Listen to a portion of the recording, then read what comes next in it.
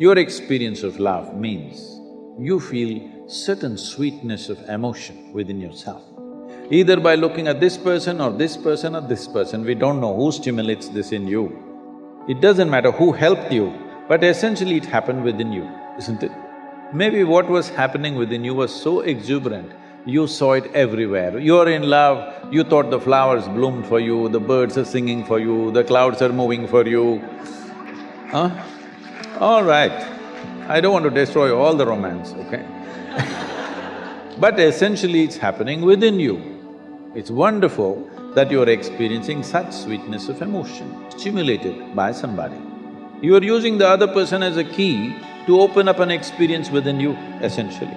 I'm asking you, why are you using a key when there is no lock, when there is no door, when there's no any kind of barrier? Whoever is right now doing the love in the air, it's fine with them, you don't have to tell them anything, you say, all right, it's okay. But it's very important you're a self-start machine, otherwise, after some time, you try to extract happiness from the other person. That is when these love affairs become tedious and horrible, because you're trying to extract happiness from the other person. No, life should be like this. When it comes to joy, when it comes to love, when it comes to exuberance of life, you must be the source of this, isn't it? You must be the source of this. Well, other things are shared in life. There are two ways to enter into a relationship.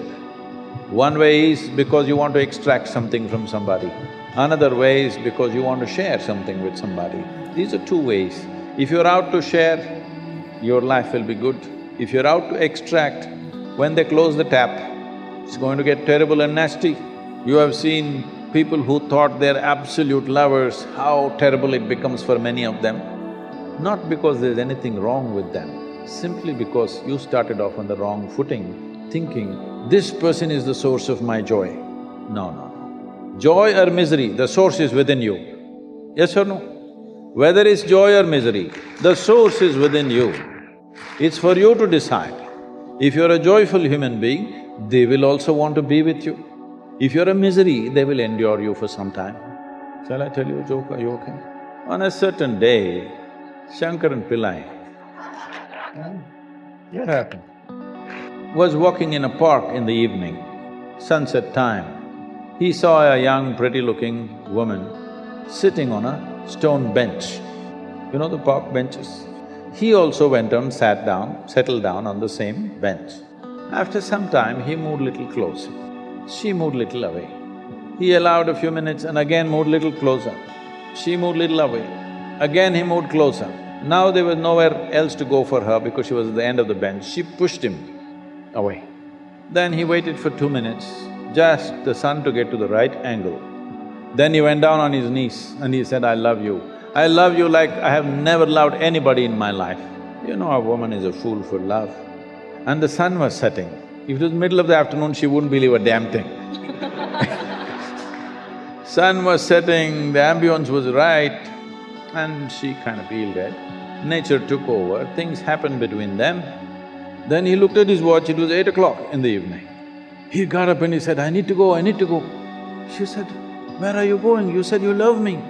He said, my wife is waiting, I need to go. So, I love you for a whole lot of people is like that, you know, open sesame, you want to get something, maybe your needs are physical, psychological, emotional, financial, social, or we don't know what else. You have needs to fulfill, so you use this mantra and it works. Half the time it works, okay? I'm saying it's important. It is important you know the joy of being loving, because sweetness of emotion is needed for you if you want to take really big steps in your life.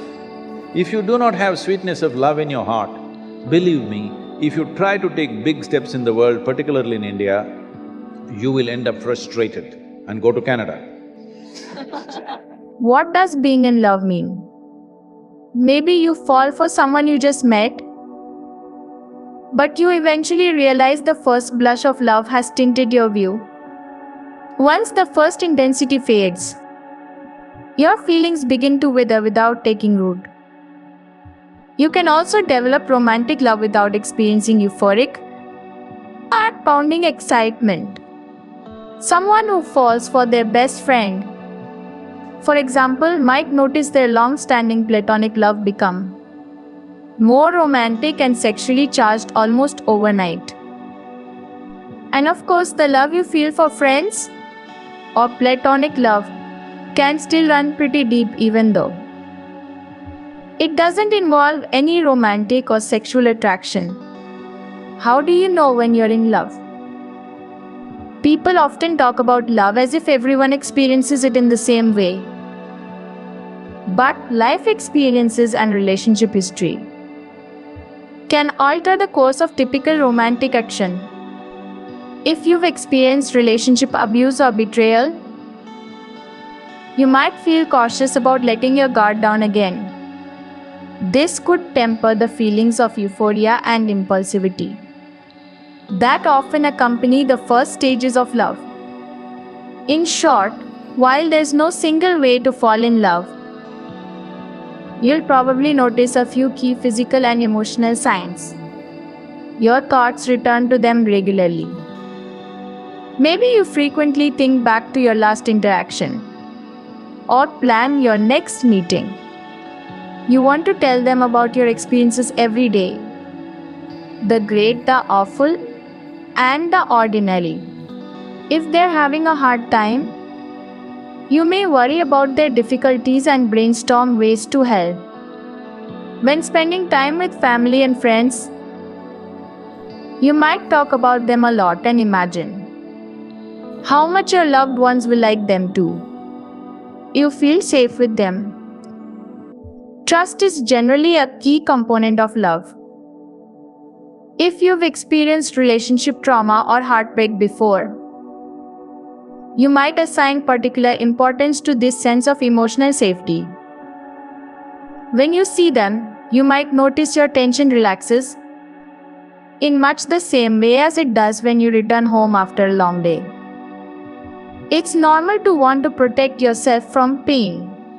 Feeling safe enough with someone to trust them with your personal weaknesses or vulnerabilities often suggest developing love.